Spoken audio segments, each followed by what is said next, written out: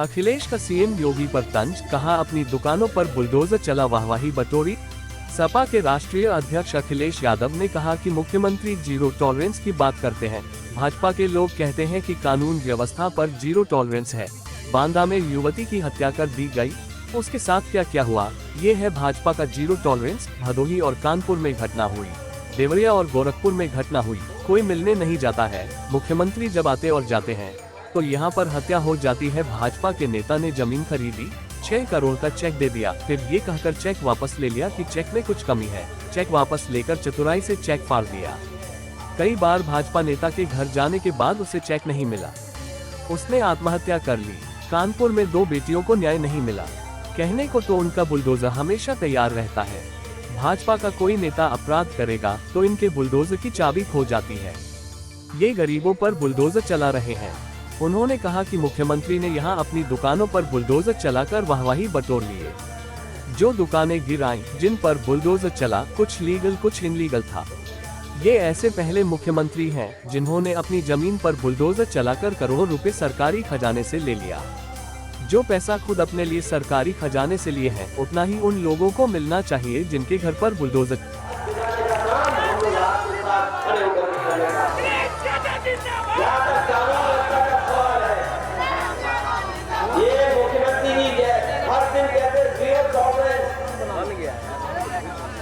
ये zero tolerance क्या है?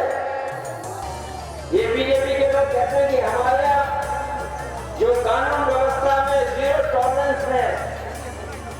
बताओ बांदा में क्या घटना हुई है? एक महिला के साथ जो घटना हुई, इतनी दर्दनाक घटना की कोई कह नहीं सकता। उसके साथ जो जो हुआ और उसके बाद टुकड़ों टुकड़ों में कर दिया गया उसका शरीर, ये है भारतीय जनता पार्टी का जीरो टॉलरेंस। हमारे साथी अभी बता रहे थे भदोही की घटना, कि आपके समाज की बेटी के साथ क्या घटना हुई। ये घटना होना इनका जीरो टॉलरेंस है। अभी कानपुर में घटना हुई, देवरिया में जो घटना हुई, इस गोरखपुर में घटना हुई।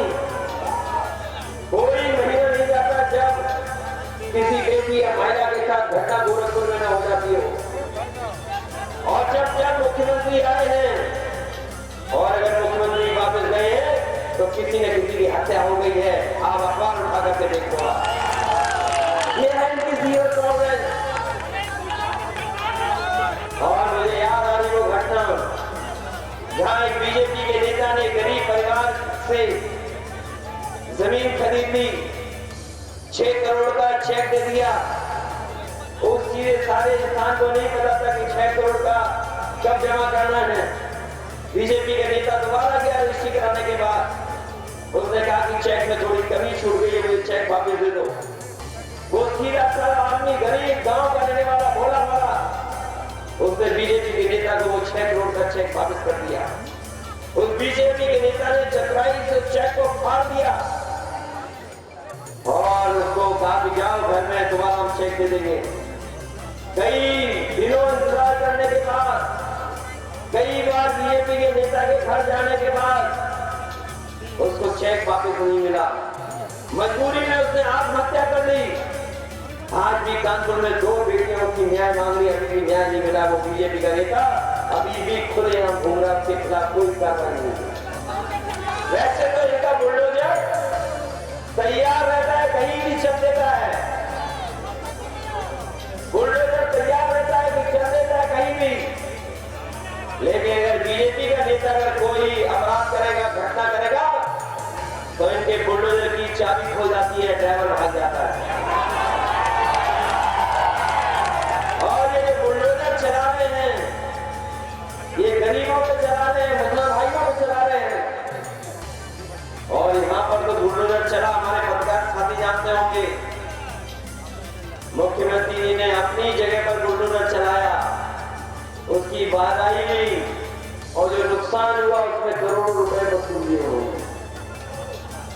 आप पता करिए, यहाँ पर जो अपनी दुकानें उन्होंने गिराई, जिस पर बुलडोजर चला, कुछ लीगल था कुछ इलीगल था।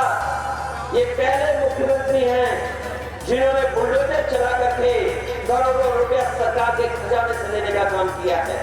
अगर मुख्यमंत्री खुद अपनी जमीन पर बुलडोजर चला करके सरकारी फैसला ले सकते हैं तो इनको तमाम वो लोग जिनके घर तोड़े हैं, जिन पर बुलडोजर चले हैं, उन्हें भी वही पैसा दो जो मुख्यमंत्री ने खुद अपने लिए पैसा सरकारी खजाने से निकाला है।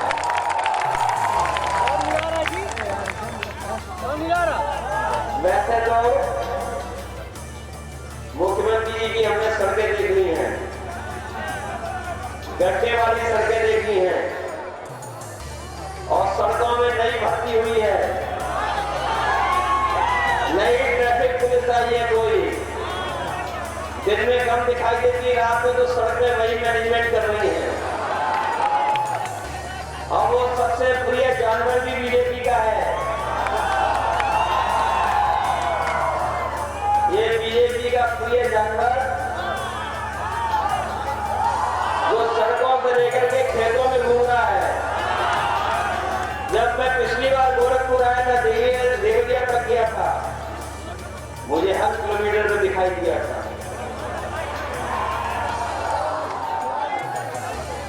इधर थोड़े कम हो गए हैं, लेकिन मैं ये कहना चाहता हूं कि इनकी वजह से उत्तर प्रदेश में कोई ना कोई एक्सीडेंट हो रहा है और किसी न किसी की जान जा रही है।